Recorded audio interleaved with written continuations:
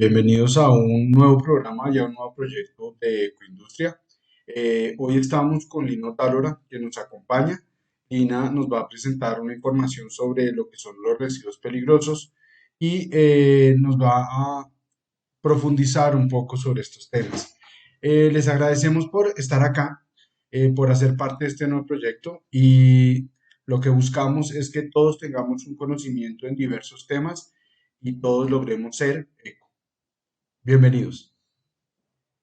Buenos días, ¿cómo están? Mucho gusto, me presento, mi nombre es Lina Otálora, yo soy gerente de cuenta de la empresa Ecoindustria y Ecoindustria es una empresa encargada en la gestión integral de recolección y transporte y disposición final de residuos peligrosos.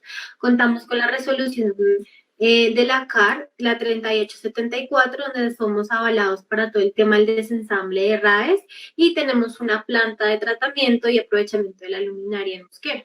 Bueno, Lina, bienvenida. Gracias por estar acá y cuéntanos. Según el decreto 4741 del 2005, es aquel residuo desecho que por sus características de peligrosidad pueden causar riesgo o daño a la salud humana o al ambiente. Asimismo, se considera residuo desecho peligroso los envases, los empaques y embalajes que hayan estado en contacto con ellos. A continuación vamos a hablar de la palabra CRETIR, de los residuos peligrosos, y según el decreto 1076 del 2015, la calidad de residuo peligroso es conferida a un residuo desecho que exhiba las características como corrosivas, reactivas, explosivas, tóxicas, inflamables, infecciosas y radiactivas. En nuestra empresa, ¿cómo podemos identificar una de estas características? Cuando hablamos de corrosividad, podemos estar hablando de un ácido que es el ácido sulfúrico. Este ácido en su etiqueta trae el rombo de corrosividad, que son como unas manitos que se les está regando como un agua.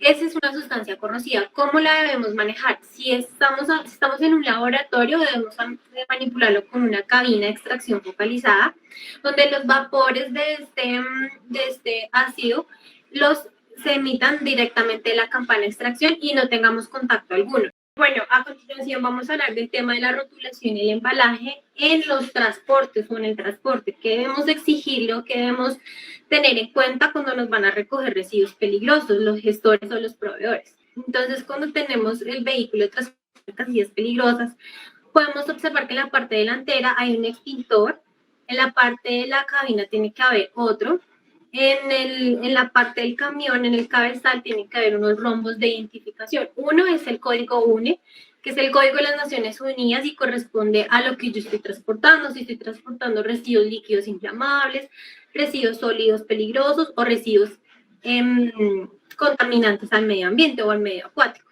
Lo segundo es que debemos tener un rombo de 30 por 30 centímetros, donde identifique qué tipo de sustancia estoy transportando, como sólidos contaminados con hidrocarburos, que son los misceláneos, los inflamables. Esa información debe estar visible en el cabezal o en la parte trasera del transportador y debe estar en todas las caras del vehículo debe estar esta información.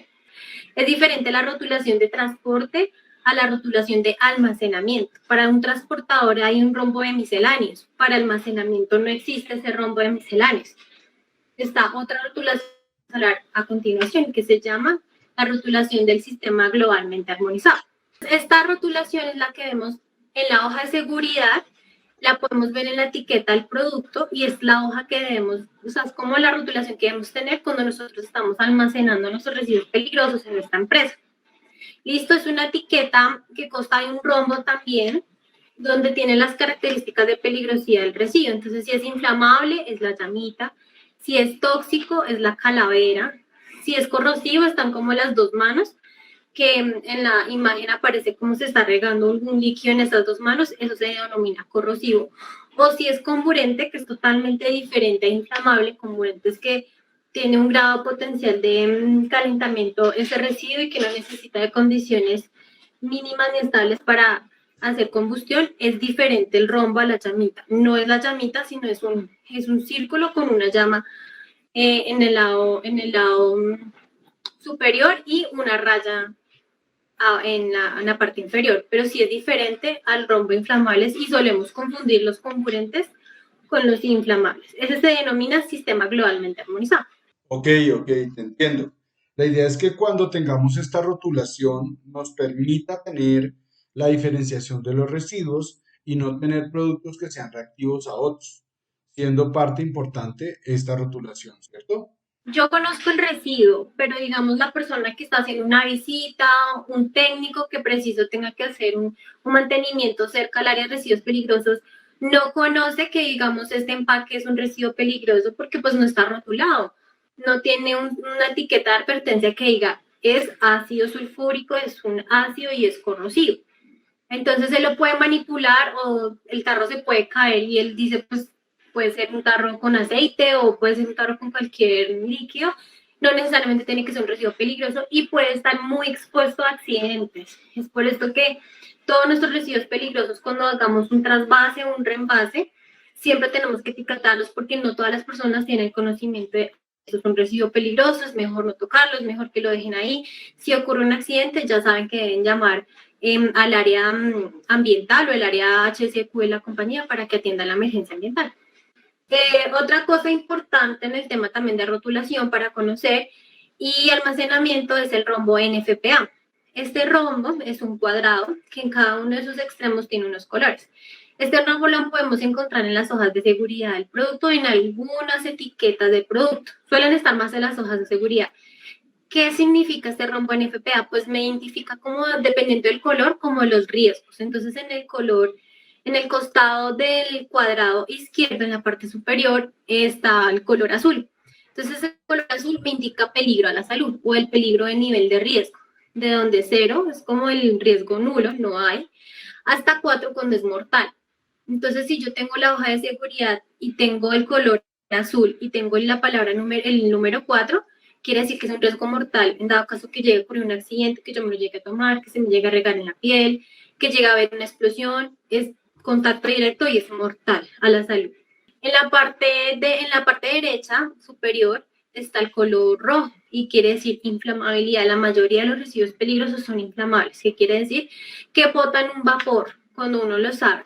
Independientemente de la temperatura, si estamos a temperatura ambiente o no, ellos emiten un vapor. ¿Listo? Entonces también está desde 0, que no es inflamable, hasta 4, que es por debajo de los 25 grados centígrados, ya es totalmente, o sea, es una mezcla, mejor dicho, que sale vapor. Tenemos que tener protección respiratoria obligatoriamente para este residuo. Y por último está el residuo blanco, que es el residuo que está en la parte izquierda inferior. Este residuo es un residuo específico que puede estar en residuo corrosivo o un oxidante, puede estar ahí incluso en la identificación de un radioactivo que solo lo maneja el gobierno nacional. Los radioactivos, no hay ningún gestor privado en Colombia que haga el tema de almacenamiento y disposición final, ese solo está derivado al gobierno nacional, al Ministerio de Medio Ambiente, es el que tiene el tratamiento de estos residuos radioactivos. También pueden estar en riesgos biológicos, puede haber algún símbolo en el color blanco, riesgo biológico.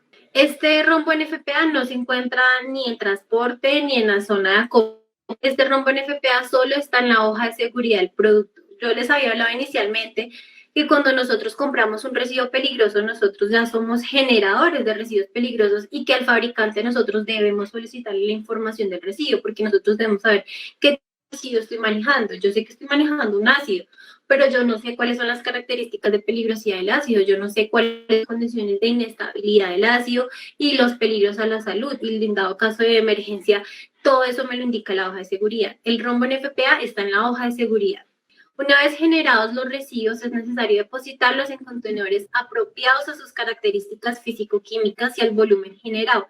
El material debe ser compatible al residuo, que quiere decir, todos los ácidos yo no los puedo almacenar en canecas plásticas o en canecas metálicas. Si el ácido es un corrosivo, si yo lo almaceno en una caneca metálica, pues me va a corroer el metal. Entonces, si yo tengo un tiempo de 3 o 2 meses de almacenamiento, puede haber que la caneca metálica se pueda estar oxidando, se pueda estar dañando y está muy sensible a cualquier accidente que se pueda presentar.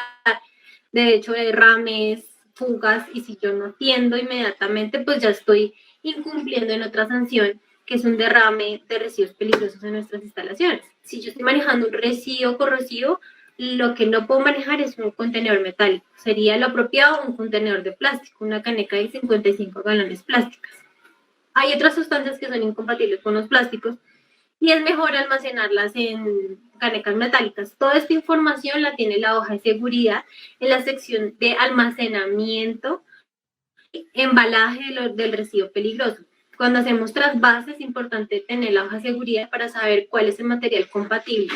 El otro es que se deben presentar resistencia a los golpes y la durabilidad en las condiciones de manipulación a las que deben ser sometidos. Yo no puedo trasvasar o tener un residuo peligroso en un contenedor que esté fisurado, que esté abierto, que ya esté muy desgastado porque no tiene vida útil. Por último, debe tener un aspersor que evite las filtraciones y soporte de esfuerzos para la manipulación, traslado y soporte. Esto quiere decir con las actividades de contención.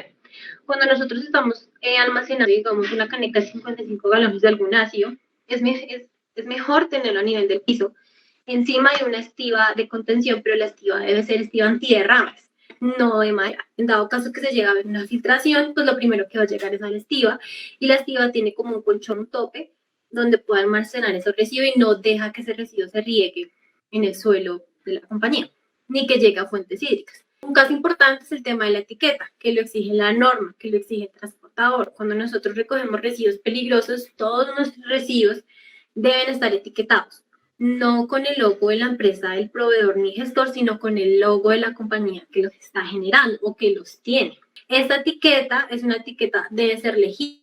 El tamaño mínimo debe ser de 10 centímetros por 10 centímetros.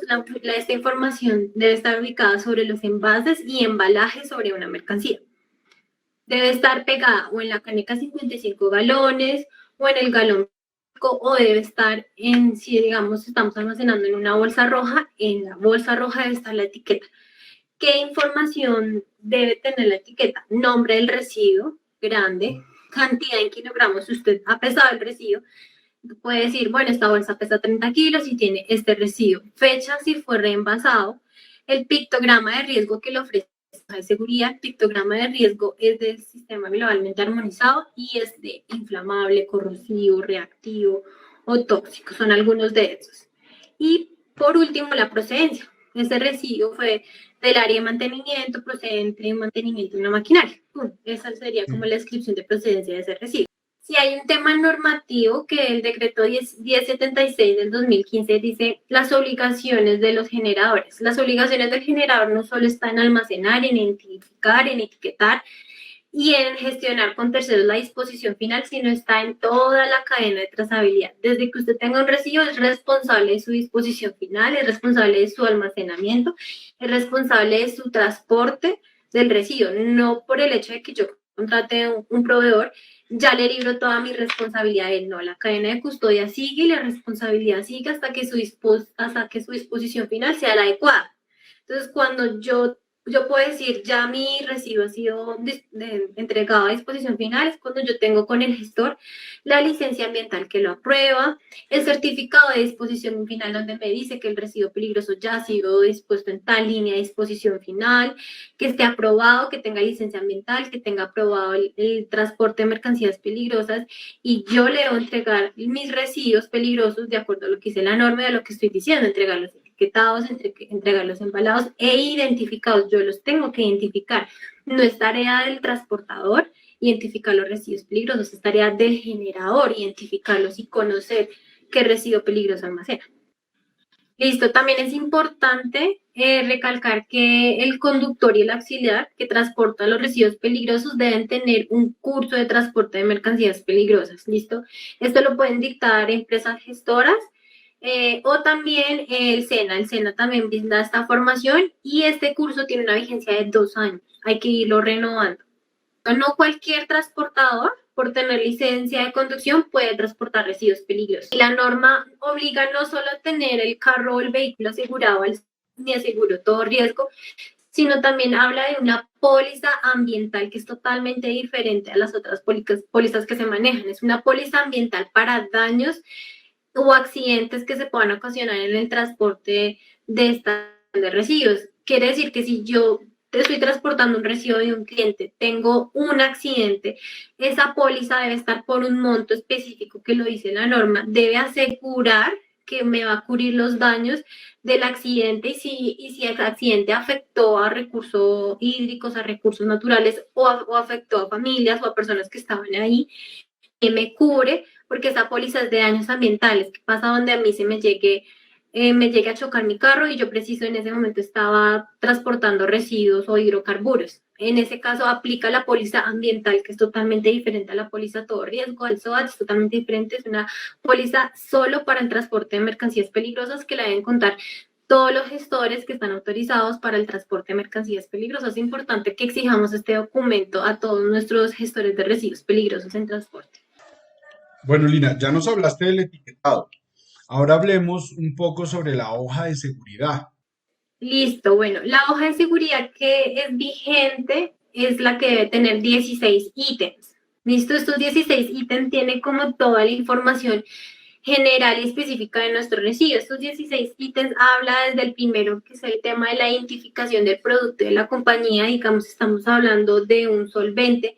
Me dice cuál es la familia del producto y la compañía que lo está fabricando, hasta su último ítem, que es como información adicional o información reglamentaria, algo que debo tener en cuenta si llego a tener un almacenamiento, si llego a tener algún accidente o como datos importantes. Dentro de estos 16 ítems, los más importantes es el 3, que es la identificación de peligros. En la sección 3 es donde aparecen los ciclos, la simbología del sistema globalmente armonizado.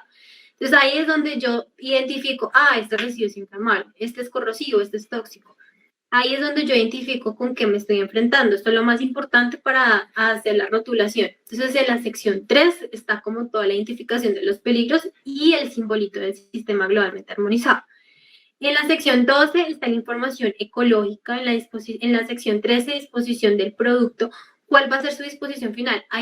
No conocemos y cuando los gestores hacen como la recolección y disposición final, hay residuos que tienen incompatibilidades con disposiciones finales y yo no lo conozco. Si yo como generador no conozco mi residuo y lo mando, digamos, para incineración y es incompatible y mi gestor no se da de cuenta y también lo mando para incineración, ahí hay un tema de norma donde yo mandé a disponer un residuo que no era incompatible para incineración porque no tiene las características. Así el equipo incinerador tenga equipos de control de emisiones, tenga todos los equipos avanzados, si el residuo no es para incineración, no lo debo depositar en incineración. Hay otras maneras de disponerlo. Entonces hay que tener en cuenta eso. Desde la hoja de seguridad me está diciendo, hey, mire, esta puede ser la disposición final aprobada. Bueno, perfecto. Y estábamos hablando y ahorita mencionaste los actores. ¿Cuáles son esos actores de la cadena de custodio de los residuos? Sí, estamos hablando del tema de los actores, cuáles son los actores que están como en toda la cadena de custodia del residuo peligroso y los primeros son los propietarios o generadores o remitentes de los residuos peligrosos. No solo son los fabricantes, ellos también tienen responsabilidad, sino también las personas que compran los residuos peligrosos para algún tema de su proceso productivo de su compañía. Ellos son también remitentes y son también propietarios de los residuos peligrosos. Son los actores los principales y los iniciales. Como segunda cadena está el tema del conductor y sobre el tema de la empresa de transporte de mercancías. Ya yo había mencionado anteriormente cuáles son como las características, cuáles son las obligaciones que debe tener el transporte, cuáles son los requisitos mínimos que debe tener el transporte. No cualquier conductor que tenga licencia de conducción puede transportar residuos peligrosos porque para ello tiene que tener un curso, tiene que tener una preparación para transporte de mercancías. Y el carro no debe ser cualquiera, sino debe ser un carro que esté preparado, que tenga pues todo lo que ya hablamos anteriormente y que esté acorde a la normatividad. Listo, y por último está, y no más importante, sino es más importante, el tema destinatario, la carga que es el dispositor final. Nosotros debemos saber a dónde se van a llevar nuestros residuos peligrosos y que debe contar con una licencia ambiental otorgada por la autoridad ambiental competente del área de jurisdicción para recepcionar y disponer el residuo peligroso, ya sea cualquier línea de disposición final, incineración, celda, solidificación, encapsulamiento, cualquier línea debe tener su permiso ambiental. Esa es Perfecto. como la cadena de seguimiento de todo un residuo peligroso en donde están involucrados los actores de transportes, de dispositores y nosotros como almacenamiento temporal de residuos peligrosos, todos debemos cumplir con la norma, que es el decreto 1079 del 2015, que resume como todo el decreto 4741 donde resume todo el tema de almacenamiento, identificación y transporte de residuos peligrosos para todos los actores involucrados. Súper interesante, pero tengo que hacerte una pregunta. ¿Esa hoja de datos de seguridad se debe colocar junto con la etiqueta de residuos que se entrega o solamente es información de la empresa para manejo interno del residuo? ¿Qué manejo le debemos dar? ¿Cómo funciona ahí?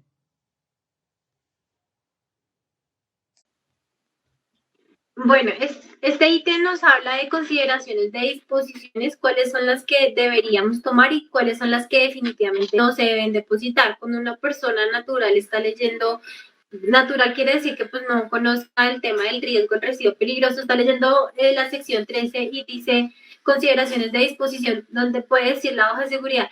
Este residuo líquido usted no lo debe depositar al alcantarillado. Este residuo líquido usted no lo debe depositar en relleno sanitario. Usted debe depositarlos con gestores que estén autorizados por licencias ambientales para que le den la línea de disposición adecuada. Es como lo referente, lo más importante de este ítem, que le dice a usted, si es un residuo peligroso, pues no lo puede depositar en relleno sanitario. Se tiene que tener una empresa gestora diferente a la recolección de basuras que le haga la disposición final de residuos peligrosos. Algunas secciones, algunas de residuos específicos sí dicen que se puede realizar incineración o este residuo se puede ir por celda directa. Son como recomendaciones, pero lo más importante es que diga que este residuo no puede ir por la línea de residuos ordinarios, sino por la línea de residuos peligrosos. Cambiando un poco de tema, digámosle a todos los que nos están viendo en este momento, ¿cómo debe ser el área de almacenamiento? ¿Cómo es esa zona? ¿Dónde debe estar ubicada antes de entregar esos residuos que finalmente se le entregan al dispositor final? ¿Cómo es ese? ¿Cómo debe ser desarrollado? Listo, bueno, el área de almacenamiento temporal debe tener unos requisitos, como una checklist que debemos tener en cuenta. Bueno, como primer requisito importante es que cuando nosotros estamos hablando de residuos peligrosos, lo recomendable, no lo obligatorio, lo recomendable es que el área esté totalmente separada o separada, dividida del proceso productivo, que yo no tenga en un cuarto operarios o personal trabajando y en una esquina estén almacenados mis residuos sin ningún tipo de división. Si en esta parte solo voy a almacenar inflamables o solo voy a almacenar comburentes o solo voy a almacenar corrosivos, pues que haya un letrero de identificación donde esté el nombre del residuo, que quiere decir que todos esos residuos corresponden a ese residuo. Y ahí no estoy almacenando más, sino solo ese residuo. Entonces también el área debe estar identificada con qué residuo estoy almacenando. Debo contar con un kit de emergencia y ese kit de emergencia debe ser como lo totalmente apto para atender la emergencia. Yo no puedo tener un kit chiquito cuando tengo tres canecas de 55 galones. Si tengo esta cantidad de líquido, pues debo tener 3 kits de derrame que me hagan el abastecimiento en dado caso que llegue a haber un accidente. El kit de derrames debe ser adecuado a la capacidad o a la generación de residuos líquidos que yo tengo. Debe atenderla. No por el hecho de comprar una bolsita de kit, ya estoy cumpliendo la norma, no, lo debo atender a lo que yo tengo en este momento. Como ya hablé anteriormente, si es un residuo líquido, debería estar en estado de contención de derrames. Es importante tenerla así que las mismas canecas estén sujetadas o estén ancladas en la pared. Lo mismo, en caso de un movimiento telúrico, algún accidente, si las canecas están ancladas a la pared, no va a haber riesgo de que se puedan volcar o que se puedan regar. Importante tener un extintor, pero el extintor debe ser no Solcaflan, no debe ser nada de eso, sino debe ser de acuerdo al residuo peligroso. En la hoja de seguridad, en el área, en la sección, ahorita les digo, de qué tipo de extintor. Hay unos tipos de extintores que son adecuados para algunos residuos peligrosos. No es uno general, debe ser el adecuado para el que yo estoy manejando. Si estoy manejando hidrocarburos, si estoy manejando inflamables, hay uno específico para cada una de estas tareas. Y otra que hay que tener en cuenta, no es obligatorio, pero sí hay que tener en cuenta cuando vayamos a construir o vayamos a tener un almacenamiento, es también tener una salida de emergencia. No solo la principal, sino una emergencia, porque puede ocurrir accidentes en donde la principal se atasca, la principal no funciona, yo tener un plan B y esa debe ser la salida auxiliar de emergencia. Hay que tenerlo porque normalmente en las áreas de almacenamiento siempre hay personal trabajando, ya sea almacenando, ya sea traspasando, ya sea etiquetando, ya sea identificando residuos peligrosos y en ese preciso momento ocurre algún accidente de evacuación y debe tener o contar con una salida de emergencia.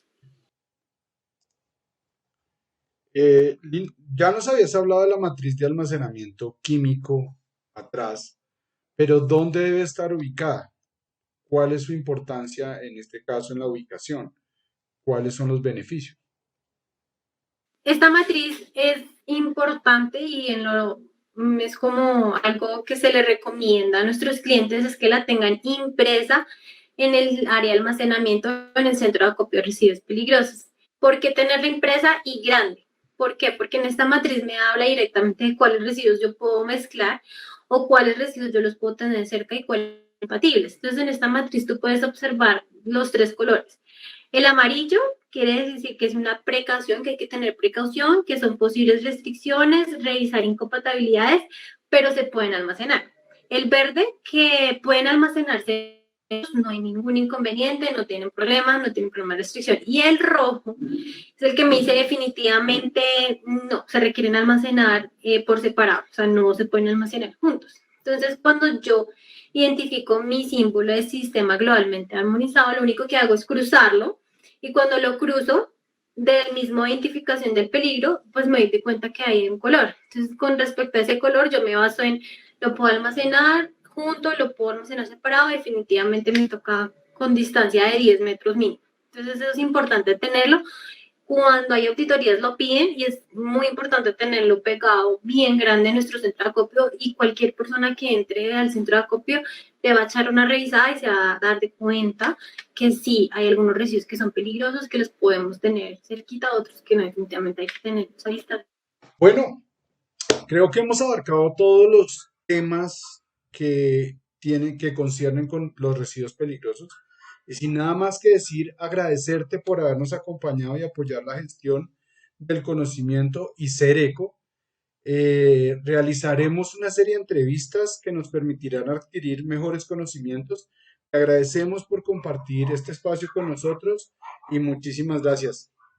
Bueno, con mucho gusto, Alfredo. La idea es que hayamos aprendido un poquito este tema de residuos peligrosos y ya saben, Ecoindustria hace la disposición transporte de residuos peligrosos. Cualquier inquietud nos pueden escribir, nos pueden contactar en nuestras redes sociales y en nuestra página de internet www.ecoindustria.com. Si te gustó este video, suscríbete. En él podrás obtener mayores conocimientos y vas a estar siempre conectado a nosotros. No lo olvides, acompáñanos y sé eco.